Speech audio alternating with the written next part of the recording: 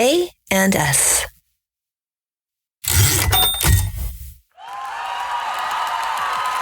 Let's go meet the Stephenson family. I imagine Megan Stephenson preparing for the speed round on Family Feud. The audience cheers her up to the spotlight after her husband has just gone, getting the team halfway to their $20,000 goal. The room hushes, and we hear nothing but the tick, tick, tick of an internal timepiece, her heartbeat barely fluctuating under this pressure. Megan locks in as Steve Harvey fires question after question, her deep desire to win and that empathetic knowing leading her on to victory. Adam and I are expecting our first baby in December.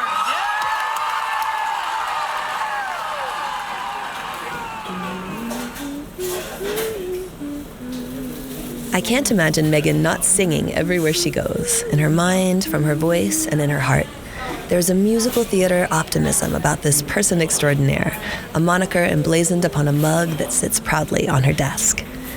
Megan is the hidden voice behind our college's student success email, and CU Boulder is stronger for her capacity to feel empathy for every student, family, staff, and faculty member she encounters, no matter how hard the conversation turns. Megan has discovered power in empathy, and on our episode today, she reminds us that if someone comes at you with anger, frustration, and stress, don't take it personally. There is always more to that someone's story. On the Ampersand, we call this bringing together of the impossible the alchemy of anding. Together, we'll hear stories of humans who imagine and create by colliding their interests. Rather than thinking of and as a simple conjunction in that conjunction-junction kind of way, we will hear stories of people who see and as a verb, a way to speak the beautiful when you intentionally let the soft animal of your body love what it loves. As St. Mary Oliver asks, what is it you plan to do with your one wild and precious life? Oh, I love this question. When I'm mothering, creating, and collaborating, it reminds me to replace a singular idea of what I think I should become with a full sensory verb about experiencing. I'm Erika Randall, and this is Megan Stephenson on the Ampersand.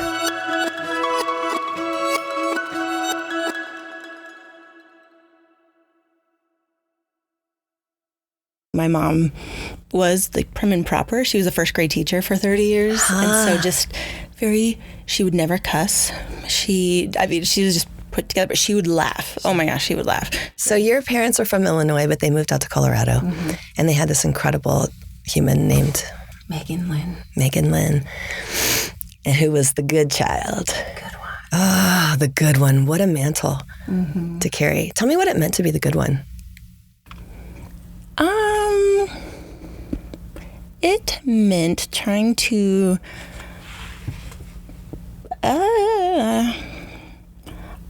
be almost so good that you're invisible, that you're not seen, so you're not causing problems. So I have two older brothers who were very into problems. Like we had police at our house. I mean, it was all the things that you can think of. So yeah, being good, doing well, performing well in school, trying to just stay out of the way. One of my strengths is empathy, and unfortunately that's so high. And so I would see my mom dealing with these problem men who towered over her. She was 5'5". They were 6'4" and 6'3". Whoa. So seeing her deal with that. And so I'm like, my empathy's there, and I feel so sad about it. I can't do anything because I'm the youngest. Yeah. And so, but your mom was a single mom at that time. So here she is, little Tiny Terry.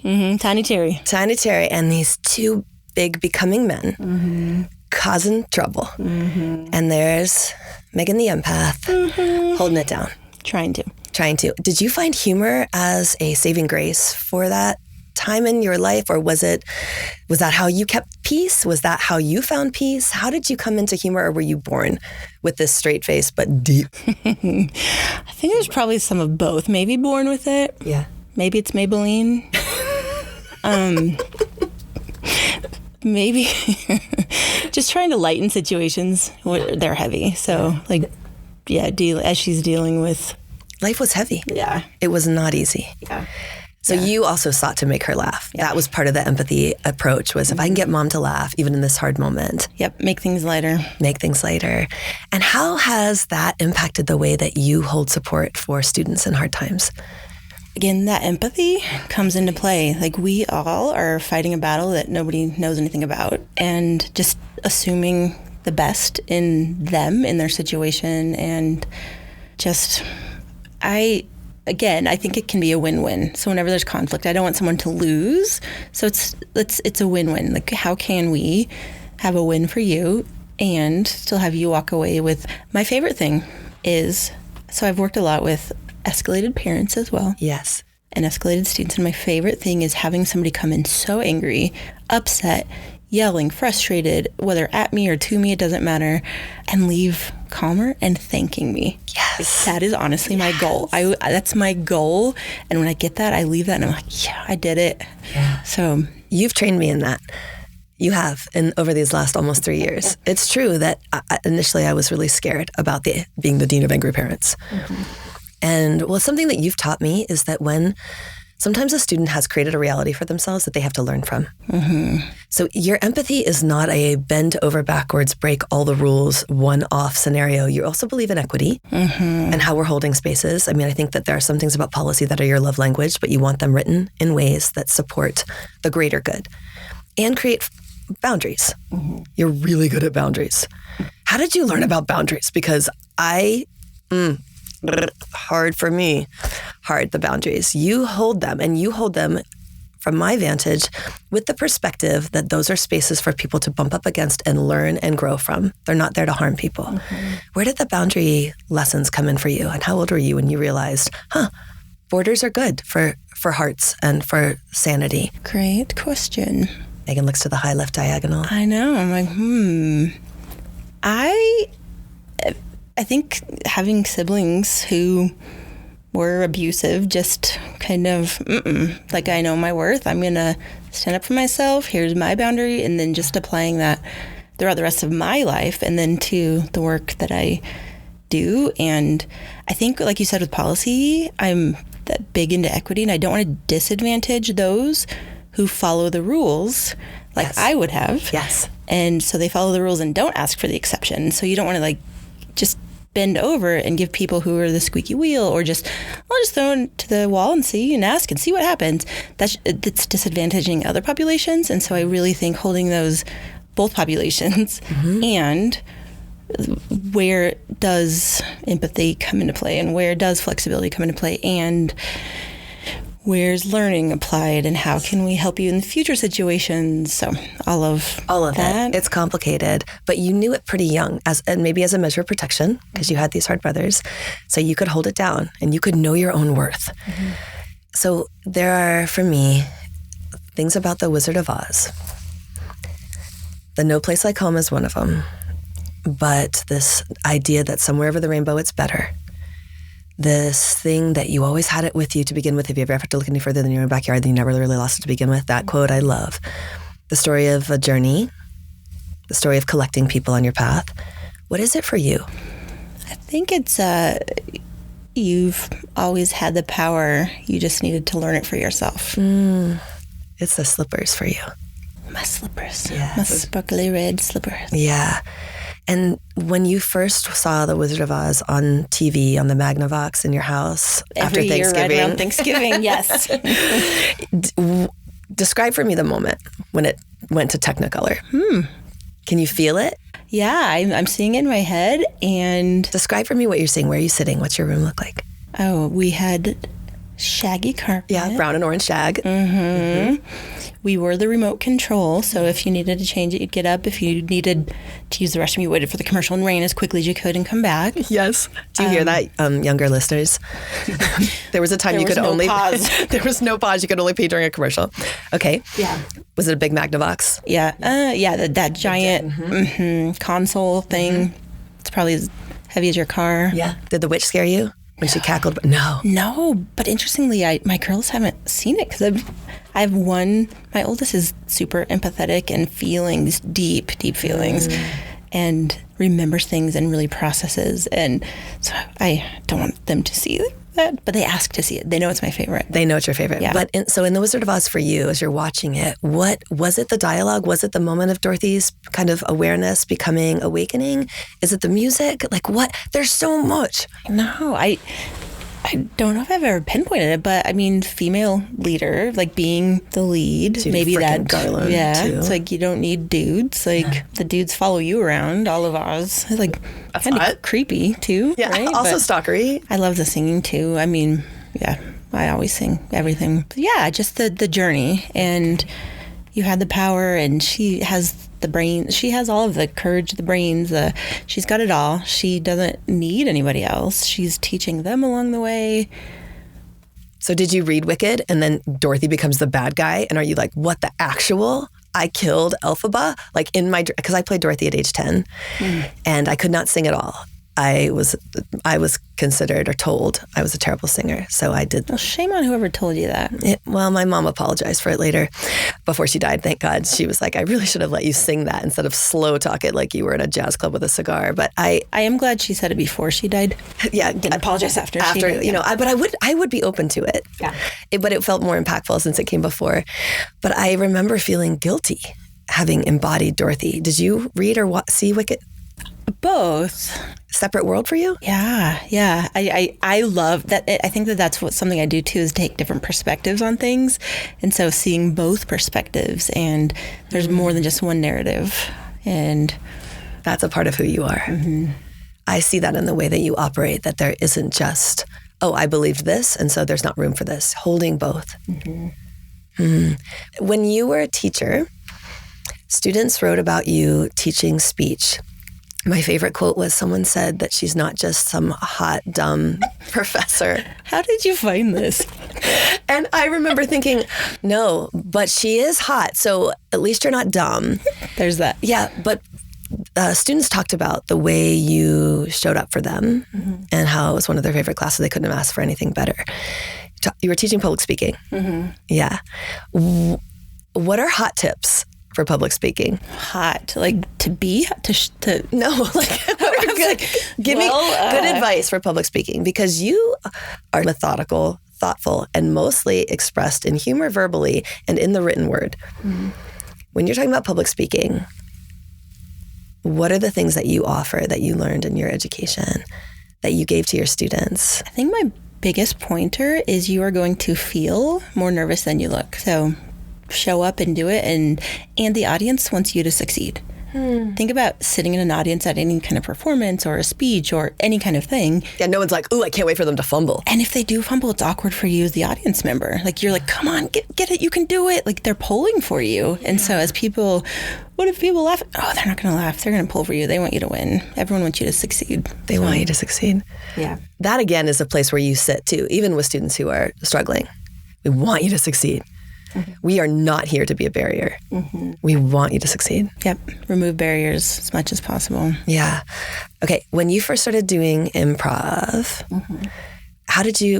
tell me about that. And then I want to let's build an improv world. Because I know that the rules of improv are yes and, right? That's what I've heard from all my friends at Saturday Night Live. They've said you just keep yes anding.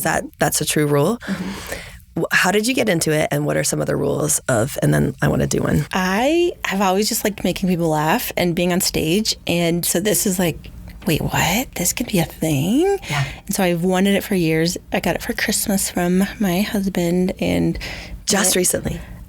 2 years ago, 3 years ago. Yeah, pretty recent. But you're kind of an introvert. I'm on the exact middle. Okay. I can go both ways. Okay, but when you show up, this sounds like this is a present that isn't like scary to you. This is, yes, everything I've ever dreamed about. Yeah, the first class I ever went to, the teacher sat around and we all, how do you feel right now? And you had to write down these things and feel nervous and scared. And I'm like, excited. Ready to kick some ass. Let's do it. Okay. Yeah. A friend told me that you showed up to work with 2 different shoes on. True story. Twice.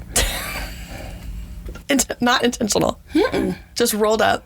Mm-hmm. 2 different shoes. Mm-hmm. Twice. Mm-hmm. No big deal. I'm a nerd. That's the other thing. I'm the biggest nerd ever, and I'll laugh at myself. You just know. Here I am. Did you ever feel like nerd was a bad title for you? Did you ever get Was there ever insecure, Megan? Or always like boundaries? I know my worth. Let's go. Nerd on. I'm going to make you laugh if you, or don't roll with me if you don't roll with me. Probably there was. Maybe some of the humor came as more of a defense mechanism in like middle school. Middle school sucked for everybody. So maybe some of it was, if I laugh before you laugh, then it takes power out of your laugh. So how was middle school hard for you? I think maybe I didn't, maybe I knew it then, but I know it now. It says more, what people, how they react to you, says more about them. And often it is more about them than about you. And that's why we try to teach our girls too, as they're in school and there's kids being unkind. It's probably more about them and things they're experiencing and going through. It's not about you. Yeah. And in fact, that happened this morning. My daughter was spraying water on her hair to brush it, and I accidentally grabbed the detangling spray and sprayed it on without asking. And she got upset and went to her room. Well, I got in the shower. I didn't see. She was upset. My other daughter comes in. Why is she crying? Well, I don't know. Go check on her. Maybe she needs a sister hug. She went in her sister's room, and the sister said, "Get out," and slammed the door. And the older sister comes in just really sad. And I said, "Honey, that's not about you. She's just reacting to you." And I taught her this thing the other day where, let's say you had 100 pennies and you dropped 4 of them. So somebody took 4 pennies away from you. Would you throw the remaining 96 cents away and just say, that whole $1's ruined? Or would you say, I still have 96 cents?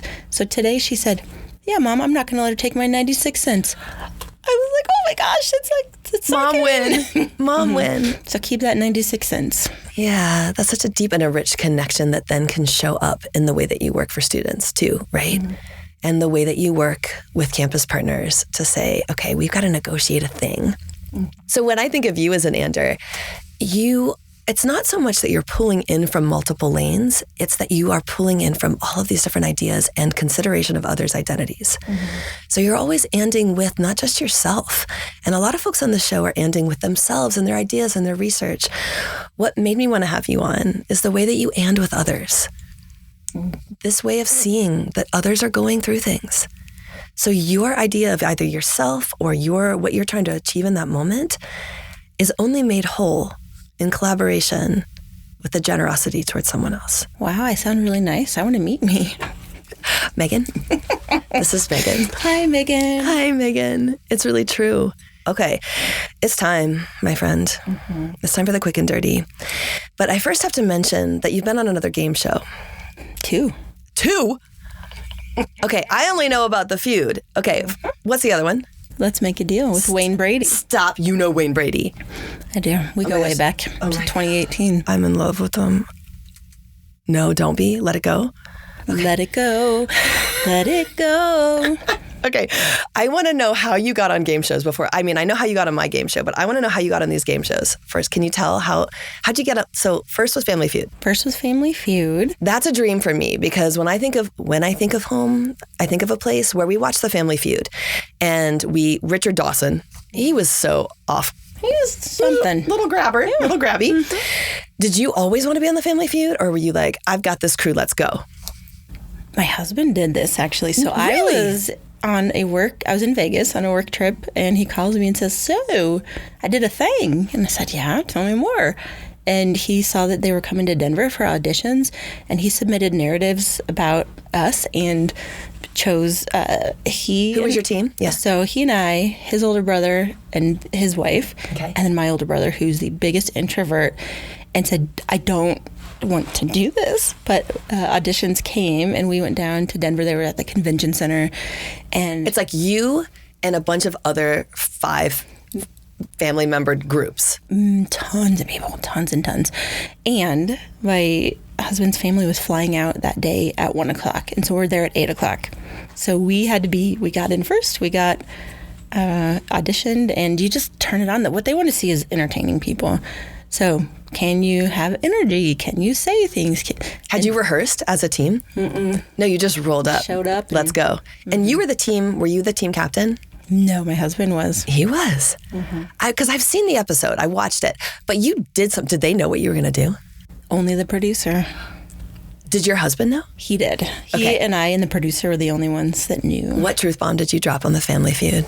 So we found out we were pregnant after we were invited to be on the show, and we asked the producer, has anybody ever announced a pregnancy on the show? And he's like, no, but let's do it.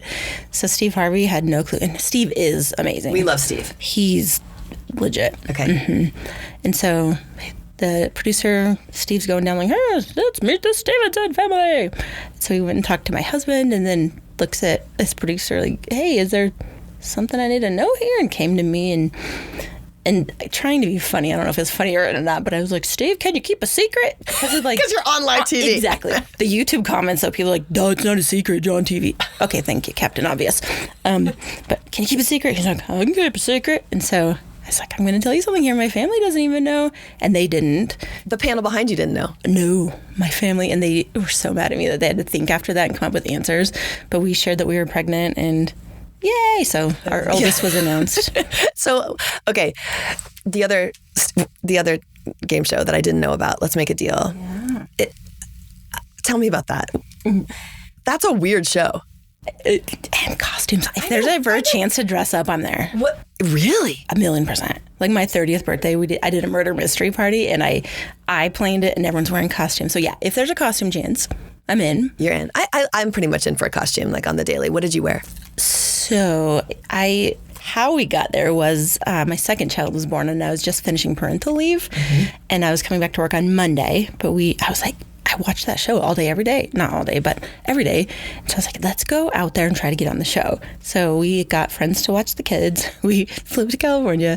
We got on and this was my birthday weekend. So I was the birthday girl. So I wore a birthday sash and a crown and I had the t-shirt made because again, like it said, I had 4 goals for being there, get on the show, something or other, hug Wayne Brady, and then win money. And so it's like, hey, Wayne, here's my shirt, and it says this and this, and can I give you a hug? And so I hugged him. And you just full nerded out. I did. Oh, and so what'd you win on that show? We won an ATV and $1,000. Look at you, a winner. It was a 2-person game, so my husband and I were both up together, and our daughter was in daycare, and they were drawing. It was Thanksgiving. It was getting ready to be Thanksgiving. They had traced their hand to draw turkeys, and so the game was draw something, and I'm like, I can do it. And it was a turkey. And so I traced my hand and did it, and we had just seen our daughters. And my husband was like, well, Wayne, that's a 5-fingered turkey, my friend.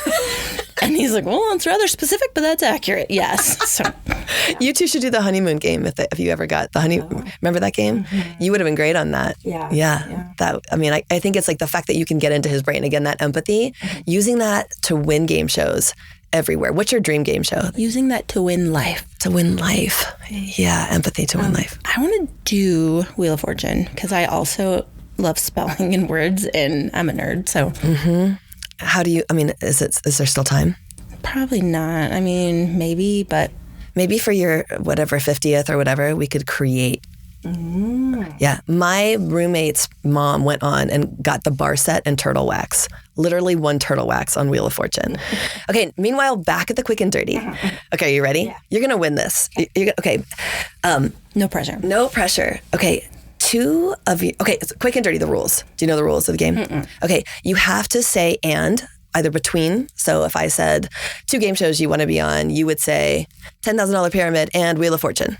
Or you could say a word that has and in it. So no whammies. I just made that. That was terrible. Remember what that was? That was Pressure Luck, I think. Whammies. I know, but I had to put and in Whammy, it. Yeah. So you can mess with it, okay? But you got to have an and somewhere. Okay. Ready? Hit me. And it doesn't have to be dirty, but it has to be quick. Okay.